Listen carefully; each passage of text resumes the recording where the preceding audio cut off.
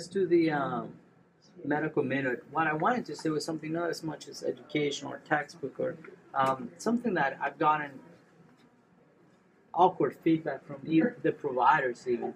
You know, the sepsis initiative is becoming a core measure, and the core measure in terms of doing things timely, like arrival to antibiotics within 3 hours, fluids within the first few hours, and things like that.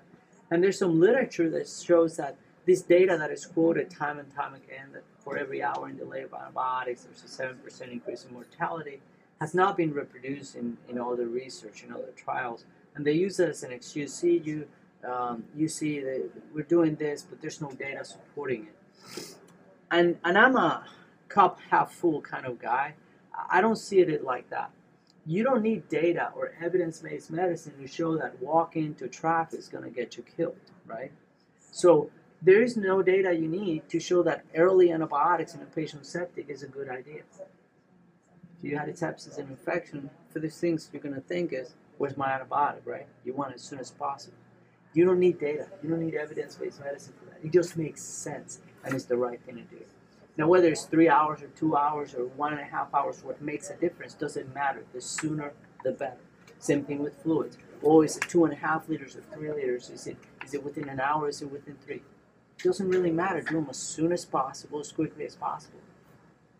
The physicians or providers or emergency physicians in the United States are complaining, oh, there's no data supporting that does any difference. But it makes sense. Why not do it? There was a time 10 years ago when this wasn't on our radar. We didn't have these goals and guidelines, and sepsis care was all over the map. Mortality was all over the map. At least now we have a target to aim for. It's a good target. We're trying to hit it fast and quick with things that make sense, that are good for patient care, and it's going to definitely decrease mortality. Now, we don't know if it's 7% or 5% or 3%, but it definitely improves care. So we just need to do those.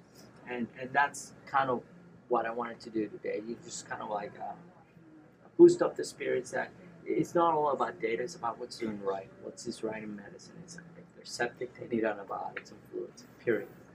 Then I printed this out, and I want to pass this along. This is the Press-Ganey scores compared to 2013, 2014 is the second column, and then first, second, and third quarter. The third quarter will finish end of this month. So we really have a big opportunity to say, starting October 1st, let's just kind of like rack it up, bring it up, and try to bring these numbers up. This is broken down per nurses, the nurses-specific questions. I have another one for provider-specific questions. But overall, you can see that we're 45%. That's percent of patients who answered the high score. In 2013, we went to 52%, 2014. And then first quarter, second quarter, we went 57, 60 to 68. So we've seen a steady, persistent trend up in overall scores. We're doing so much better, and that's something to be very proud of, especially given the volume growth and things like that. And then there are five specific questions to nurses. I only put 4 because the 5th question wasn't there to compare to previous years. It's a new question, and it's about concern for privacy, so I didn't put that in. But it's nurse courtesy, nurse took the time to listen, nurse reinformative to treatment, and nurses concern for privacy. On overall, you can see all the numbers are better than they were 2013 and 2014. I mean, the biggest one is courtesy, went from 53 to 54, and then now in the 70s. That's excellent. And then took time to listen, 49, 50 to 65, then 67, and so on. So you guys are doing a tremendous job, but you can see that, for example, privacy or informative, it's kind of leveling off and it's reaching a plateau. So we've reached a level where we've gotten better, but we need to go that extra step. For every percent increase, the percentile goes way up. For every percent increase in maximal scores, our ranking goes way up. So you can go up just by a few numbers on this, from 68 to 70, and our ranking go up by 20. Right now we're ranked about halfway through a whole group. We're 106 and we're like 80 something, which is better than what we were. We're 148th out of 160. So keep working on those things. One thing I'm telling my providers to do is the biggest challenge for us is doctors' concern for comfort. And my challenge to them is going to be that during the patient interview and assessment and everything, we use the word comfort with the patient. You know, what else can I do to make you comfortable?